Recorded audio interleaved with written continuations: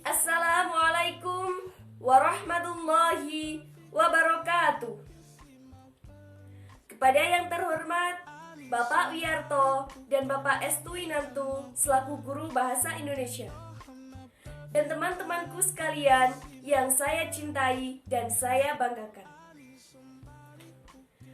Puji syukur marilah kita panjatkan kehadirat Allah Subhanahu wa Ta'ala yang telah melimpahkan rahmat dan hidayahnya sehingga kita dapat berkumpul pada kesempatan kali ini. Selawat serta salam semoga tetap tercurah kepada baginda Nabi Agung Muhammad Sallallahu Alaihi Wasallam yang telah menuntun kita dari zaman kegelapan hingga zaman yang terang benderang ini.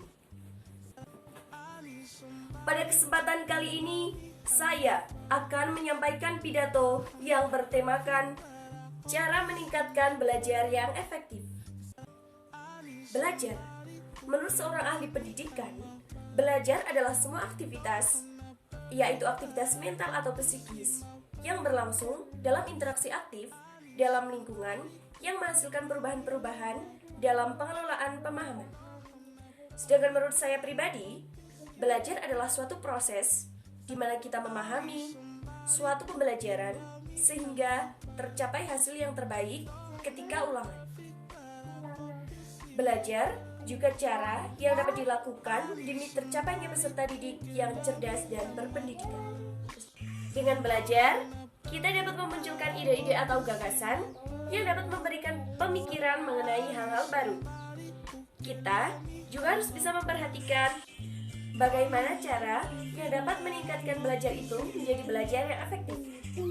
Inti dari belajar efektif ini adalah mengutamakan hasil yang efisien dan proses yang efisien juga. Ada beberapa cara yang dapat meningkatkan belajar secara efektif. Cara yang pertama, yaitu dengan cara buat suasana belajar yang nyaman. Cara ini bisa kita tentukan dengan hati kita masing-masing. Kita bisa belajar di tempat-tempat yang sunyi, seperti taman, pinggir danau, atau bisa juga di ruangan yang ber-AC. Cara yang kedua, yaitu dengan cara merangkum pokok pembelajaran. Mengapa?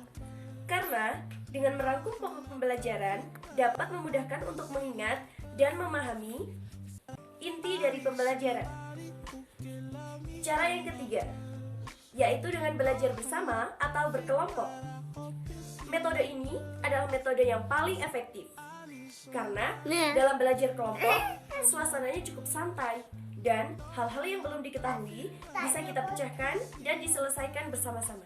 Yang keempat, yaitu dengan metode mempersingkat atau memodifikasi menyerupai nama sesuatu. Metode ini digunakan dengan nama-nama yang hampir mirip untuk mengingat materi. Cara ini sangat efektif agar mudah mengingat materi. Cara yang kelima, yaitu belajar rutin tetapi tidak lama. Kita bisa mengatur waktu, misalnya belajar saat pagi 45 menit, siang 25 menit, sore 50 menit, dan malam 1 jam. Cara ini efektif dan pikiran tidak terlalu terkuras. Cara yang keenam, yaitu dengan belajar praktik. Dengan cara ini, maka belajar akan menjadi lebih asyik. Cara yang ketujuh atau cara yang terakhir, yaitu dengan konsep mengerti bukan menghafal. Hal yang paling sering dilakukan oleh siswa ketika ingin menghadapi ujian adalah menghafal.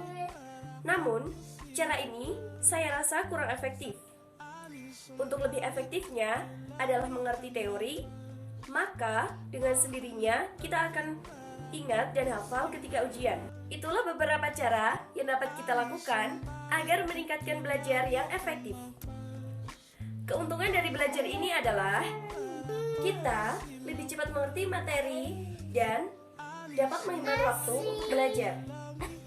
Belajarlah pada saat-saat yang menyenangkan dan mendukung, sehingga kita dapat meningkatkan belajar kita secara efektif, sehingga tak sia-sia selama kita menempuh pembelajaran di sekolah ini. Demikian yang dapat saya sampaikan, semoga bermanfaat bagi kita semua.